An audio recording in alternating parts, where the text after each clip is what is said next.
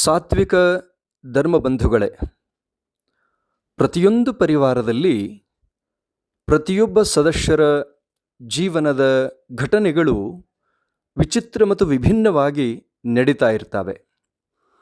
ಅದಕ್ಕೆ ಹೇಳ್ತಾರೆ ಅಘಟಿತ ಘಟನಾ ಪಟಯಶಿ ಮಾಯಾ ಅಂತ. ಮಾಯಾ ತುಂಬ ವಿಚಿತ್ರವಾಗಿ ವಿಭಿನ್ನವಾಗಿ ಇರುವಂಥದ್ದನ್ನು ನಾವು ನಿತ್ಯದಲ್ಲಿ ಕಾಣ್ತೇವೆ. ಪ್ರತಿ ಹಂತದಲ್ಲೂ ಮನುಷ್ಯನಿಗೆ ದುಃಖ, ನೋವು, ಸಂಕಟ, ಸಮಸ್ಯೆ, ಆತಂಕ, ಗೊಂದಲಗಳು ಬಂದು ಮನಸ್ಸು ವಿಚಲಿತ ಆಗೋದು ಅಷ್ಟೇ ಅಲ್ಲ, ಗೊಂದಲದಲ್ಲಿ ಮನುಷ್ಯ ಮುಳುಗೋದನ್ನು ಪ್ರತಿ ಹಂತದಲ್ಲೂ ನಾವು ಕಾಣ್ತಾ ಇದ್ದೇವೆ.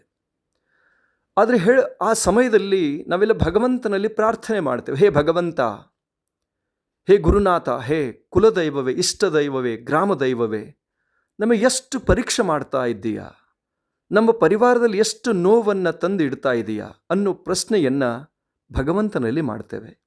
ಸದ್ಭಕ್ತ ಬಂಧುಗಳೇ, ನಾವು ಅರ್ಥ ಮಾಡ್ಕೋಬೇಕಾಗಿದೆ, ಒಬ್ಬ ಮನುಷ್ಯ ಏನಾದರೂ ಉನ್ನತಿಯನ್ನು ಹೊಂದಬೇಕಾಗಿತ್ತು ಅಂತ ಕೇಳಿದರೆ ಪರೀಕ್ಷೆಯಿಂದ ಮಾತ್ರ ಸಾಧ್ಯ. ಅವನ ಜೀವನದಲ್ಲಿ ಪರೀಕ್ಷೆಗಳು ಬರದೇ ಹೋದರೆ ಅವನು ಮತ್ತೊಂದು ಸ್ಥಾನವನ್ನು ತಲುಪಲಿಕ್ಕೆ ಸಾಧ್ಯ ಇಲ್ಲ ಅನ್ನೋದನ್ನು ನಾವು ಸದಾ ಅರ್ಥೈಸಿಕೊಳ್ಳಬೇಕು, ನೆನಪಿಟ್ಕೋಬೇಕಾಗತ್ತೆ. ಈಗ ಉದಾಹರಣೆಯಾಗಿ ಒಬ್ಬ ವಿದ್ಯಾರ್ಥಿ ಒಂದು ತರಗತಿಯಿಂದ ಮತ್ತೊಂದು ತರಗತಿಗೆ ಹೋಗಬೇಕು ಅಂತ ಕೇಳಿದರೆ ಪರೀಕ್ಷೆ ಅನಿವಾರ್ಯ. 1ನೇ ತರಗತಿಯಿಂದ 2ನೇ ತರಗತಿಗೆ ಹೋಗಬೇಕು ಅಂದಾಗ ಪರೀಕ್ಷೆಯನ್ನು ಬರೆದಾಗ ಮಾತ್ರ ಸಾಧ್ಯ. 10ನೇ ತರಗತಿಯಿಂದ PUC ಹೋಗಬೇಕು ಅಂದಾಗ ಪರೀಕ್ಷೆಯನ್ನು ಬರೆಯುವಂಥ ಅವಶ್ಯಕತೆ ಇದೆ. 1 ವರ್ಷ ಅವರು ಶಾಲೆ ಕಾಲೇಜ್ಗಳಿಗೆ ಹೋಗಿದ್ದಾರೆ, ಪರೀಕ್ಷೆಯನ್ನು ಬರೆದಿಲ್ಲ ಅಂತ ಕೇಳಿದರೆ ಅವರು ಮುಂದಿನ ತರಗತಿಗೆ ಹೋಗಲಿಕ್ಕೆ ಅವರಿಗೆ ಅವಕಾಶ ಸಿಗೋದಿಲ್ಲ. ಅದೇ ಪ್ರಕಾರ ಯಾವುದೇ ರಂಗದಲ್ಲಿ ಪ್ರವೇಶ ಮಾಡಲಿ, ಅಲ್ಲಿ ಪರೀಕ್ಷೆ ಅನ್ನುವಂಥದ್ದು ಅನಿವಾರ್ಯ. ಯಾವುದೇ ಅಧಿಕಾರವನ್ನು ತಗೊಳ್ಳಿ, ಅಧಿಕಾರದ ಪ್ರಾರಂಭದಲ್ಲಿ ಪರೀಕ್ಷೆ ಆಗಲೇಬೇಕಾಗತ್ತೆ. ಆ ಅಧಿಕಾರ ಪ್ರಮೋಷನ್ ಆಗಬೇಕು ಅಂದ ಪರೀಕ್ಷೆ ಆಗಲೇಬೇಕಾಗತ್ತೆ. ಈಗ ಉದಾಹರಣೆಗೆ IAS, KAS, IPS ಅಥವಾ ಮೆಡಿಕಲ್ಲು ಅಥವಾ ಎಂಜಿನಿಯರಿಂಗ್ ಯಾವುದನ್ನೇ ಅವರು ಆಯ್ಕೆ ಮಾಡಿಕೊಳ್ಳಿ, ಮೊದಲು ಪರೀಕ್ಷೆ ಆಗತ್ತೆ, ಆನಂತರವೂ ಕೂಡ ಪರೀಕ್ಷೆ ಆಗತ್ತೆ. ಆ ಪರೀಕ್ಷೆ ಆದಾಗ ಮಾತ್ರ ಮುಂದಿನ ಸ್ಥಾನಕ್ಕೆ ಅವರು ಹೋಗಲಿಕ್ಕೆ ಅರ್ಹರಾಗ್ತಾರೆ ಅನ್ನೋದನ್ನು ನಾವು ಪ್ರತಿನಿತ್ಯ ನೋಡ್ತೇವೆ, ಕಾಣ್ತೇವೆ, ತಿಳ್ಕೊತೇವೆ. ಹಾಗೆ ಜೀವನದಲ್ಲೂ ಕೂಡ ಅನೇಕ ಪರೀಕ್ಷೆಗಳು. ಒಬ್ಬ ರೈತ ಪರಿಶ್ರಮದಿಂದ ಅವನಿಗೆ ಅನೇಕ ಸವಾಲುಗಳು, ಪರೀಕ್ಷೆಗಳು ಬಂದೊಡ್ತವೆ. ಅವುಗಳನ್ನು ಮೆಟ್ಟಿ ನಿಂತು ಮುಂದುವರೆದಾಗ ಮಾತ್ರ ಅವನಿಗೆ ಉತ್ತಮವಾದ ಬೆಳೆ ಕೈ ಸಿಗತ್ತೆ.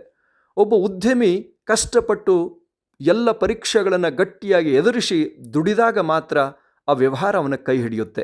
ಅದೇ ಪ್ರಕಾರ ಪ್ರತಿಯೊಬ್ಬ ವ್ಯಕ್ತಿಯೂ ಕೂಡ ಕಷ್ಟಪಟ್ಟಾಗ, ಆ ಪರೀಕ್ಷೆಯಲ್ಲಿ ಜಯಶಾಲಿಯಾದಾಗ ಮಾತ್ರ ಅವನಿಗೆ ಯಶಸ್ಸು ಮತ್ತು ಮುಂದಿನ ಸ್ಥಾನಮಾನಗಳು ಲಭ್ಯವಾಗತ್ತೆ ಅನ್ನೋದನ್ನು ನಾವು ಯಾರೂ ಕೂಡ ಮರೆಯುವಂತಿಲ್ಲ. ಹಾಗೆ ಜೀವನದಲ್ಲಿ ಯಾವಾಗಲೂ ಕೂಡ ಅದಕ್ಕೆ ಹೇಳ್ತಾರೆ, ಬರುತ್ತಾ ಹೋಗುತ್ತಾ ಇರುವವರು ಇಬ್ಬರು ನೋಡ. ನಮ್ಮ ಜೀವನದಲ್ಲಿ ಸದಾ ಬರ್ತಾ ಹೋಗ್ತಾ ಇರತಕ್ಕಂಥವ್ರು ಯಾರು ಅಂತ ಕೇಳಿದರೆ ಅತಿಥಿಗಳಂತೆ. ಸುಖ ಮತ್ತು ದುಃಖ, ಅದಕ್ಕೆ ಹೇಳ್ತಾರೆ ಸುಖ ಪಶ್ಚಾತ್ ದುಃಖ, ದುಃಖ ಪಶ್ಚಾತ್ ಸುಖ, ಇದು ಕಾಣ ಮನುಜ. ಸುಖ ಮತ್ತು ದುಃಖಗಳು ಒಂದು ರಥದ 2 ಚಕ್ರಗಳಿದ್ದಂತೆ, ಹಗಲು ರಾತ್ರಿಗಳಿದ್ದಂತೆ, ಸೂರ್ಯ ಚಂದ್ರರಿದ್ದಂತೆ ಅನ್ನೋದನ್ನು ನಾವು ಯಾರೂ ಕೂಡ ಮರಿಬಾರ್ದು. ಇತಿಹಾಸದ ಪುಟಗಳಲ್ಲಿ ಪಾಂಡವರಿಗೆ ಎಷ್ಟು ಪರೀಕ್ಷೆ ಬಂತು, ಎಂತೆಂಥ ಕಠಿಣ ಶ್ರಮ ಆಯಿತು, ಎಷ್ಟೆಷ್ಟು ನೋವುಗಳು, ಸಂಕಟಗಳು, ಸಮಸ್ಯೆಗಳು ಬಂದು ಒದಗಿದವು. ಆ ಪರೀಕ್ಷೆಯನ್ನು ಗೆದ್ದು ಅವರು ರಾಜ್ಯಭಾರವನ್ನು ನಿರ್ಮಾಣ ಮಾಡಿದರು. ರಾಮಾಯಣ ಕಾಲದಲ್ಲಿ ಶ್ರೀರಾಮಚಂದ್ರ, ಸೀತಾಮಾತೆ, ಲಕ್ಷ್ಮಣ ಇವರಿಗೆಲ್ಲ ಎಷ್ಟು ಕಷ್ಟ ಬಂತು, ಎಂತೆಂಥ ಪರೀಕ್ಷೆಗಳು ಎದುರಾದವು. ಅವೆಲ್ಲವನ್ನು ಗಟ್ಟಿಯಾಗಿ ಮೆಟ್ಟಿ ನಿಂತು ಎದುರಿಸಿದಾಗ ಅವರು ಇವತ್ತು ಅವರ ಹೆಸರು ಇವತ್ತಿಗೂ ಕೂಡ ಪ್ರತಿಯೊಬ್ಬರ ಮನದಲ್ಲಿ, ಹೃದಯದಲ್ಲಿ ಇರಲಿಕ್ಕೆ ಕಾರಣವಾಗಿದೆ. ಅದೇ ಪ್ರಕಾರ ಸೂರ್ಯವಂಶದ ಪ್ರತಾಪಿ ರಾಜ, ಯಾವ ಸತ್ಯ ಹರಿಶ್ಚಂದ್ರ, ಅವನ ಇತಿಹಾಸ ಎಷ್ಟು ವಿಭಿನ್ನವಾಗಿದೆ ತಾವೆಲ್ಲ ಚಿಂತನೆ ಮಾಡಿ. ಸ್ವರ್ಗಲೋಕದಲ್ಲಿ ಒಂದು ಸಾರಿ ಎಲ್ಲ ದೇವತೆಗಳು, ಋಷಿಮುನಿಗಳು ಎಲ್ಲ ಕೂಡಿ ಒಂದು ಸಭೆಯನ್ನು ಆಯೋಜನೆ ಮಾಡಿರ್ತಾರೆ. ಅನೇಕ ವಿಷಯಗಳನ್ನು ಕುರಿತು ಚಿಂತನ ಮಂಥನ ಆಗ್ತಾ ಇದೆ, ಚರ್ಚೆ ಆಗತ್ತೆ. ಆ ಸಮಯದಲ್ಲಿ ಅನೇಕ ಪ್ರಶ್ನೆಗಳ ಮಧ್ಯದಲ್ಲಿ ಮತ್ತೊಂದು ಪ್ರಶ್ನೆ ಆಗತ್ತೆ. ಯಾವ ವಿಶ್ವಾಮಿತ್ರರು ಹೇಳ್ತಾರೆ, ಈಗ ಭೂಲೋಕದಲ್ಲಿ ಧರ್ಮವಂತರು, ನಿಷ್ಠಾವಂತರು, ಸತ್ಯವಂತರು ಸಿಗುವಂಥದ್ದು ಬಹಳ ಕಷ್ಟ ಇದೆ, ಪರಿಪಾಲನೆ ಮಾಡ್ತಾರೆ, ಕಠಿಣ ಪ್ರಸಂಗ ಬಂದಾಗ ಆ ಧರ್ಮವನ್ನು, ಸತ್ಯವನ್ನು ಬಿಟ್ಟು ಬಿಡ್ತಾರೆ ಅನ್ನುವಂಥ ವಾದವನ್ನು ಯಾವ ವಿಶ್ವಾಮಿತ್ರರು ಮಾಡ್ತಾರೆ. ಆ ಸಮಯದಲ್ಲಿ ವಶಿಷ್ಠ ಮಹರ್ಷಿಗಳು ಹೇಳ್ತಾರೆ, ಹಾಗೆ ಅನ್ಕೋಬೇಡಿ, ಇವತ್ತಿಗೂ ಕೂಡ ಧರ್ಮನಿಷ್ಠರಿದ್ದಾರೆ ಅಂತ ಅವರು ಪ್ರತಿಪಾದನೆ ಮಾಡ್ತಾರೆ. ಇಬ್ಬರ ಮಧ್ಯದಲ್ಲಿ ಚರ್ಚೆ, ವಾದ ವಿವಾದ, ಸಂವಾದ ಆಗತ್ತೆ. ಆನಂತರ ಅಂಥವ್ರು ಯಾರಿದ್ದಾರೆ ಅಂತ ವಿಶ್ವಾಮಿತ್ರರು ಕೇಳ್ತಾರೆ. ವಶಿಷ್ಠ ಮಹರ್ಷಿಗಳು ಹೇಳ್ತಾರೆ, ನಮ್ಮ ಶಿಷ್ಯ ಯಾವ ಸೂರ್ಯ ವಂಶದ ಪ್ರತಾಪಿ ರಾಜ ಹರಿಶ್ಚಂದ್ರ ಇದ್ದಾನೆ ಅಂತೇಳಿ. ಹಾಗಾಗಿ ಆ ಯಾವ ವಿಶ್ವಾಮಿತ್ರರು ಹರಿಶ್ಚಂದ್ರನ ಪರೀಕ್ಷೆಗೆ ತಯಾರಾಗ್ತಾರೆ. ರಾಜ್ಯಸಭೆ ನಡೆದಿದೆ. ಆ ಸಮಯದಲ್ಲಿ ಅಲ್ಲಿಗೆ ಯಾವ ವಿಶ್ವಾಮಿತ್ರರು ಬಂದು ಪಾಲ್ಗೊಳ್ತಾರೆ. ಆವಾಗ ಭಕ್ತಿ ಶ್ರದ್ಧೆಯಿಂದ ಸೂರ್ಯವಂಶದ ರಾಜ ಹರಿಶ್ಚಂದ್ರ ಬರಮಾಡಿಕೊಂಡು ಗೌರವ ಸಮರ್ಪಣೆ ಮಾಡಿ ಆನಂತರ ಅವರಿಂದ ಆಶೀರ್ವಾದ ಪಡಿತಾನೆ. ಆವಾಗ ವಿಶ್ವಾಮಿತ್ರರು ಹೇಳ್ತಾರೆ, ನೋಡಪ್ಪ, ನಾನು ಲೋಕ ಕಲ್ಯಾಣಾರ್ಥವಾಗಿ ಮಹಾಯಾಗವನ್ನು ಆಯೋಜನೆ ಮಾಡಿದ್ದೇನೆ. ಅದಕ್ಕಾಗಿ ಅದು ಖರ್ಚು ವೆಚ್ಚ ತುಂಬ ಇರುತ್ತೆ. ಅದಕ್ಕಾಗಿ ನೀನಷ್ಟು ಸಹಯೋಗವನ್ನು ಕೊಡಬೇಕು ಅಂತ ಹೇಳ್ತಾರೆ. ಆವಾಗ ಆಯಿತು ಅಂಥೇಳಿ ಸಂಕಲ್ಪವನ್ನು ಮಾಡಿ ಪ್ರತಿಜ್ಞೆ ಮಾಡ್ತಾನೆ. ತಾವು ಯಾವಾಗ ಏನು ಬೇಡ್ತೀರಿ ಅದನ್ನು ನಾನು ಆವಾಗ ತಮಗೆ ಅರ್ಪಣೆ ಮಾಡ್ತೇನೆ ಅಂತ ಹರಿಶ್ಚಂದ್ರ ಹೇಳ್ತಾನೆ. ಒಂದಷ್ಟು ಸಮಯ ಕಳೀತು. ಆನಂತರ ಬಂದು ಯಜ್ಞವನ್ನು ಇನ್ನೇನು ಕೆಲವೇ ಸಮಯದಲ್ಲಿ ಪ್ರಾರಂಭ ಮಾಡೋದಿದೆ. ಹಾಗಾಗಿ ನಿನ್ನ ಎಲ್ಲ ಸಂಪತ್ತಿ ಏನಿದೆಯಲ್ಲ, ನಿನ್ನ ರಾಜ್ಯದ ಧನಕನಕಗಳನ್ನು, ಪರಿಪೂರ್ಣ ರಾಜ್ಯವನ್ನು ಅರ್ಪಿಸಬೇಕು ಅಂತ ಬೇಡ್ತಾರೆ. ತತ್ಕ್ಷಣದಲ್ಲಿ ಮರು ವಿಚಾರ ಮಾಡದೆ ಹರಿಶ್ಚಂದ್ರ ತನ್ನ ರಾಜ್ಯ, ತನ್ನ ಸಂಪತ್ತಿ, ತನ್ನ ಅಧಿಕಾರ, ತನ್ನ ಸ್ಥಾನಮಾನ ಅಷ್ಟು ಪರಿಪೂರ್ಣವಾಗಿ ವಿಶ್ವಾಮಿತ್ರರ ಚರಣಗಳಿಗೆ ಅರ್ಪಣೆ ಮಾಡ್ತಾ ಇದ್ದಾನೆ. ಆವಾಗ ಮತ್ತೆ ಕಾಣಿಕೆಯನ್ನು ಬೇಡ್ತಾರೆ. ಕಾಣಿಕೆಯನ್ನು 1,000 ಸುವರ್ಣ ನಾಣ್ಯಗಳು ಬೇಕು ಅಂತ ಬೇಡ್ತಾರೆ. ಆವಾಗ ಅದು ಅವನ ಕಡೆಗೆ ಇಲ್ಲದೇ ಇದ್ದಾಗ ತಾನು ತನ್ನ ಹೆಂಡತಿಯಾಗಿರ್ತಕ್ಕಂಥ ಧರ್ಮನಿಷ್ಠಳಾಗಿರ್ತಕ್ಕಂಥ ತಾರಾಮತಿ, ತನ್ನ ಸುಪುತ್ರನಾಗಿರ್ತಕ್ಕಂಥ ರೋಹಿತಾಶ್ವ ಮೂವರು ಕೂಡಿ ಹೋಗಿ ಸಾಕಷ್ಟು ಶ್ರಮವನ್ನು ಪಟ್ಟು ಬೇರೆ ಬೇರೆ ಬೇಡ್ತಾರೆ. ಎಲ್ಲೂ ಕೂಡ ಹಣ ದೊರಕದೇ ಇದ್ದಾಗ ನಕ್ಷತ್ರಕನನ್ನು ವಿಶ್ವಾಮಿತ್ರರು ನೇಮಕ ಮಾಡಿರ್ತಾರೆ. 1 ತಿಂಗಳು ಅವಧಿ ಕೊಟ್ಟಿರ್ತಾರೆ. ಆ ತಿಂಗಳು ಒಳಗೆ ಕೊಡದೆ ಹೋದರೆ ನಿನ್ನ ರಾಜ್ಯ, ನಿನ್ನ ಸಂಪತ್ತಿ ಅಷ್ಟು ವಾಪಸ್ ಕೊಡ್ತೇವೆ ಅಂಥೇಳಿ ಅವ್ರು ಹೇಳಿರ್ತಾರೆ. ಆವಾಗ ಎಲ್ಲ ಕಡೆಗೆ ನೋಡಿ ಯಾವ ಹರಿಶ್ಚಂದ್ರ ಪರಿಪೂರ್ಣ ಶರಣಾಗತ ಭಾವದಿಂದ ಭಗವಂತನಲ್ಲಿ ಪ್ರಾರ್ಥನೆ ಮಾಡಿ ಸೀದಾ ಎಲ್ಲಿ ಹೋಗ್ತಾನೆ? ವಾರಣಾಸಿ ಹೋಗ್ತಾನೆ. ಅಲ್ಲಿ ಸ್ಮಶಾನ ಕಾಯುವಂಥ ಕಾರ್ಯವನ್ನು ನಿರ್ವಹಣೆ ಮಾಡ್ತಾನೆ.